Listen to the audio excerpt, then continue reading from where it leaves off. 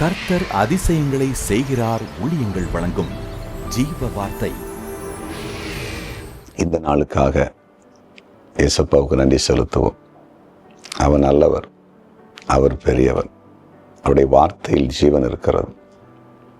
ஏன் ஆண்டவர் வசனத்தை அனுப்புகிறார்? வார்த்தைய வசனத்தை, அது நம்ம வாழ்க்கையில் மாற்றங்களை உண்டாக்கும். வார்த்தை இல்லாமல், வசனம் இல்லாமல் மாற்றங்கள் வருவதில்லை, விசுவாசம் வருவதில்லை. ஆண்டவரை குறித்து அறிந்து கொள்ள முடியாது. அதனால வார்த்தை அனுப்புகிறார். அவருடைய வசனத்தை கவனமாய் கேளுங்கள், வார்த்தைகளை கேளுங்கள். உங்கள் வாழ்க்கையை முற்றிலுமாய் மாற்றமடையும், பெரிய மேன்மைக்குள் வருவீர்கள். இந்த நாளில் உங்களுக்கு அதிசயத்தை இயேசப்பா செய்வார். இந்த நாளின் ஜீவார்த்தைக்கான வசனம் சங்கீதம் 27:14. கர்த்தருக்கு காத்திரு, அவர் உன் இருதயத்தை ஸ்திரப்படுத்துவார். திடமனதாயிருந்து கர்த்தருக்கே காத்திரும். கர்த்தருக்கு காத்திருக்கிற ஒரு அனுபவத்தை இந்த பைபிள் வசனத்திலே நாம் பார்க்க முடிகிறது. ஒரு காரியம் நடப்பதற்கு தேவ சமூகத்திலே காத்திருங்க, காத்திருங்க. ஜெபத்தில் காத்திருங்க, விசுவாசத்தோடு காத்திருங்க. இன்னைக்கு அநேகர் தேவனுடைய பாதத்தில் அமர்ந்திருந்து தேவன் செய்வார் என்று, தேவன் எங்களுக்கு இதை செய்து முடிப்பார் என்று காத்திருப்பதிலே அவசரப்படுகிறார்கள். நிறைய பேருக்கு அவசரம். காணாம ஒரு திருமண வீட்டில் தண்ணீரை திராட்சரசமாய் மாற்றுவதற்கு கொஞ்சம் நேரம் காத்திருக்க வேண்டியது அவசியமாக இருந்தது. என் வேலை இன்னும் வரவில்லை என்று சொல்லுகிறார். சில நிமிடங்கள் காத்திருந்தார்கள். அதன் பிறகுதான் தண்ணீரை திராட்சரசம் மாற்றுறார். மோசே சீனாய் மலைக்கு போய்விட்டு கீழே வருவதற்கு 40 நாட்கள் காத்திருக்க வேண்டியது இருந்தது. அதை மோசேயால் நடத்தப்பட்ட தன் ஜனங்களால் பொறுத்து கொள்ள முடியவில்லை.